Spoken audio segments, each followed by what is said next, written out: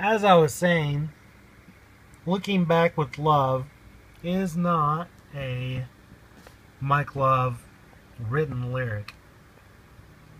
Though some may think that, um, it's cheese all the way, and it's actually not written by Mike. And continuing on with part two, I was going over the track listing of Looking Back with Love. Here's side two.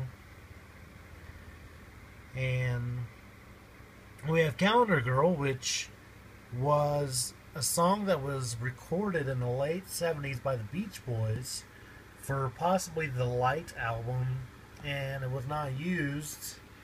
And now we have a version by Mike here.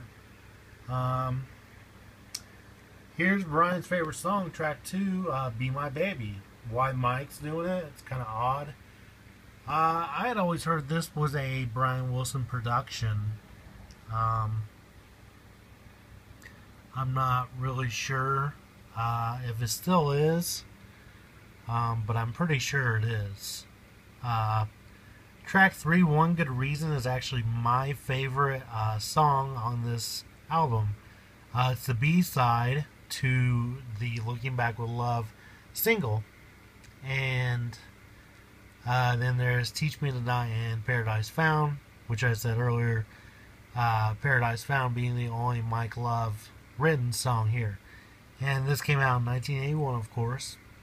And here again we have the lovely Mike Love in his Dodgers hat. And kind of odd, he really has not came out with anything since this as a solo artist. This is the insert, and here we have the credits. And I don't think they're all not the same as the Celebration ones, but one would think it would be the same people that worked on it. I do know that Kurt Becker, I'm not sure if that's really how you pronounce his name. I've seen it spelled other ways, Betcher. I know that he helped produce this, but I don't recognize as many credits on here. Tommy Morgan, of course, played harmonica on the old days with Brian with the Wrecking Crew.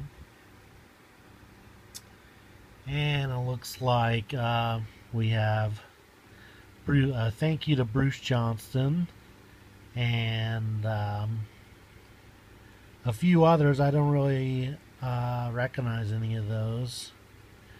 Tom Hewitt, which is Beach Boys manager. I'm not sure if he was at this time or not, but I know he was in the 80s. Extra special thanks to Kathy Martinez for her love, support, and inspiration, especially on the romantic songs. Ooh. Yeah, so I'm not sure why Bruce was the only one to get a special thanks here.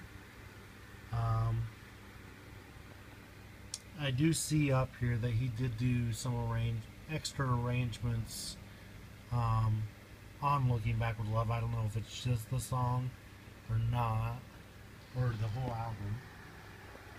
Well, let's move on to 1983. We have Mike Love and Dean Torrance got together. And, of course, for you history buffs, you'll know that during this time, the Beach Boys were not the most functional group. Carl had been doing his solo outings. I think that was like 81 or 82. So, it was a smaller group. The guys hadn't had any new material since Keeping the Summer Alive. I know Carl left for a while because the guys weren't doing anything creative, and they had done just hadn't rehearsed like they did in the old days, and it just really, I'm sure, felt like a jukebox band. Excuse me. So we have Mike here getting involved with Dean Torrance, and this was put out through Radio Shack. And I have a poster. I can't remember where I placed it, but it's a promo poster for this, and it had a cassette on it. It's kind of odd. The front of this kind of looks like the back. You've got the track numbers here, or what's on here and everything.